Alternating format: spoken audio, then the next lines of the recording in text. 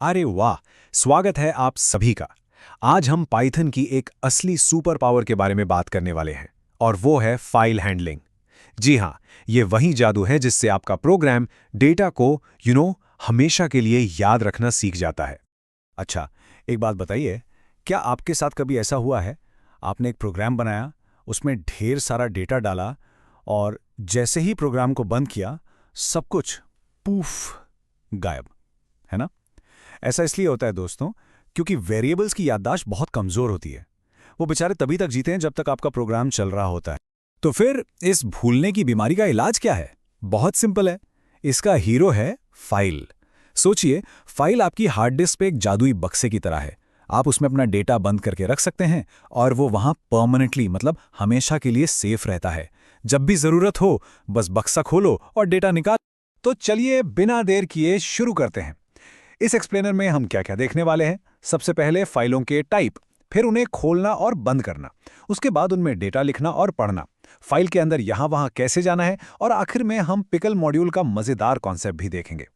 Okay, तो सबसे पहले सेक्शन 1।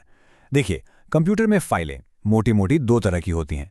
एक होती है टेक्स्ट फाइल और दूसरी होती है बाइनरी फाइल।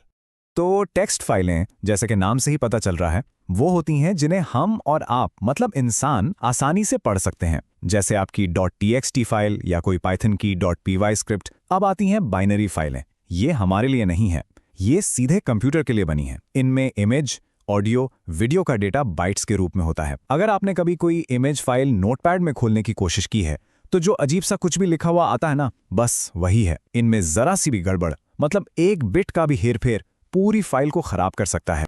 चलिए, अब थ्योरी बहुत हुई। सेक्शन 2 में हम प्रैक्टिकल काम पर आते हैं। फाइलों से दोस्ती करने का पहला स्टेप क्या है? उन्हें खोलना और फिर काम खत्म होने पर ठीक से बंद करना। देखिए, किसी भी फाइल के अंदर कुछ भी करने के लिए, चाहे पढ़ना हो या लिखना, आपको पहले दरवाज़ा खोलना पड़ेगा। और पाइथन में ये दरवाज़ा खोलने की चाबी है ओपन फंक्शन। ये बहुत आसान है। आप बस ओपन को बताते हैं कि कौन सी फाइल खोलनी है और आप उसके साथ करना क्या चाहते हैं। यहाँ कुछ मोड हैं जो सबसे ज्यादा काम आते हैं। R मतलब रीड, सिर्फ पढ़ने के लिए। W मतलब राइट, लिखने के लिए। और A मतलब अपेंड, यानी आखिरी में कुछ जोड़ने के लिए।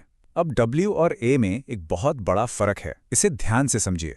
W मोड ये थोड़ा खतरनाक है, ये पूरी पुरानी फाइल को डिलीट करके नई फाइल बना देता है। जबकि A मोड ये शरीफ है, ये पुराने डेटा को हाथ भी नहीं लगाता, बस आखिरी में जाकर आपका नया डेटा जोड़ देता है। और हाँ, एक बहुत ज़रूरी बात, जैसे काम खत्म होने पर हम कमरे का दरवाज़ा बंद करते हैं, वैसे ही फाइल के साथ काम खत्म होने पर उसे क्लोज करना मत भूलिएगा। ये अच्छी आदत है। इससे आपका सारा डेटा ठीक से सेव हो जाता है और सिस्टम के रिसोर्सेज भी फ्री हो जाते हैं। लेकिन हम कभी कभी क्लोज करना भूल सकते हैं, तो इसका एक और भी स्मार्ट तरीका है, वो है विद स्टेटमेंट। इसे यूज करने का फायदा यह है कि पाइथन खुद ही फाइल को बंद करने की जिम्मेदारी ले लेता है। जैसे ही आपका काम खत्म हुआ या कोई एरर भी आ गया, पाइथन फाइल को अपने आप क्लोज कर देगा। टेंशन ही खत्म। ठीक है, तो हमने फाइल खोलना और बंद करना तो सीख लिया। अब आते हैं सेक्शन 3 पर, जिसमें हम देखेंगे कि फाइल के अंदर अपना डेटा लिखा कैसे जाता है। लिखने के लिए हमारे पास दो मेन हथियार हैं, राइट और राइट लाइन्स। राइट मेथड एक बार में एक स्ट्रिंग लिखता है। मान लीजिए आपको हेलो लिखना है, वहीं राइट लाइन्स एक लिस्ट में रखी हुई कई सारी स्ट्रिंग्स को एक साथ लिख देता है। लेकिन एक छोटी सी बात याद रखनी है, पाइथन अपने आप नई लाइन नहीं डालता। अगर आपको अगली लाइन में जाना है तो आपको स्ट्रिंग के आखिर में /n लगाना पड़ेगा। बहुत बढ़िया, हमने डेटा लिखना सीख लिया। अब बारी है उसे वापस निकालने की। तो चलिए सेक्शन 4 में देखते हैं कि हमने जो जानकारी सेव की है उसे फाइल से वापस पढ़ते कैसे हैं। अच्छा, तो डेटा पढ़ने के भी 3 अलग अलग तरीके हैं जो अलग अलग सिचुएशंस में काम आते हैं। पहला है रीड, ये पूरी की पूरी फाइल को एक ही बार में पढ़ लेता है।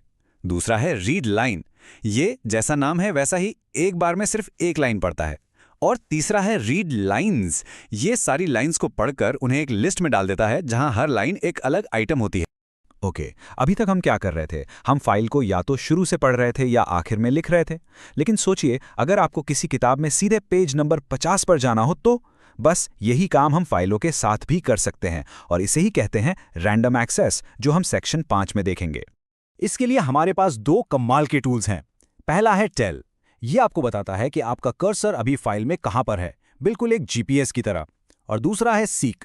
ये आपको अपने कर्सर को फाइल में किसी भी स्पेसिफिक जगह पर, मतलब किसी भी बाइट पोजीशन पर सीधे जंप कराने की पावर देता है। और अब हम आ गए हैं अपने आखिरी लेकिन बहुत ही इंटरेस्टिंग सेक्शन पर। देखिए, टेक्स्ट फाइलें स्ट्रिंग यानी सिंपल टेक्स्ट के लिए तो बढ़िया हैं, पर अगर हमें कोई लिस्ट, डिक्शनरी या कोई और कॉम्प्लेक्स पाइथन ऑब्जेक्ट सेव करना हो तो तब क्या करेंगे? यहीं पर हमारा हीरो पिकल मॉड्यूल एंट्री मारता है। तो ये पिकलिंग है क्या भला? देखिए, इसका एक और फैंसी नाम है सीरियलाइजेशन। ये बस एक प्रोसेस है जिसमें आपके किसी भी पाइथन ऑब्जेक्ट को, चाहे वो लिस्ट हो या कुछ और, बाइट्स की एक लड़ी में बदल दिया जाता है। और एक बार वो बाइट्स में बदल गया तो आप उसे आराम से एक बाइनरी फाइल में स्टोर कर सकते हैं। कितना सिंपल है। और इसे इस्तेमाल करना तो और भी आसान है। बस 2 स्टेप्स हैं। अपने ऑब्जेक्ट को सेव करने के लिए आप फाइल को WB मोड में खोलते हैं। यहाँ B बाइनरी के लिए है, याद रखिएगा। और pickle.dump फंक्शन को कॉल करते हैं। और जब उसे वापस चाहिए तो फाइल को RB मोड में खोलिए और pickle.load से उसे वापस ले आइए। बस हो गया काम। तो चलिए फटाफट से रिकैप कर लेते हैं कि आज हमने क्या सीखा। सबसे पहली बात, फाइलें आपके डेटा को परमानेंट बनाती हैं।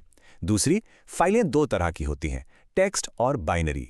तीसरी, फाइलों को हमेशा ओपन करो, काम करो और फिर क्लोज करो, या और भी बेहतर विथ का इस्तेमाल करो। चौथी, पढ़ने के लिए रीड लाइन, रीड लाइंस हैं, और लिखने के लिए राइट और राइट लाइंस। और आखिर में, जब भी कोई कॉम्प्लेक्स ऑब्जेक्ट सेव करना हो तो बस पिकल को याद कर लेना।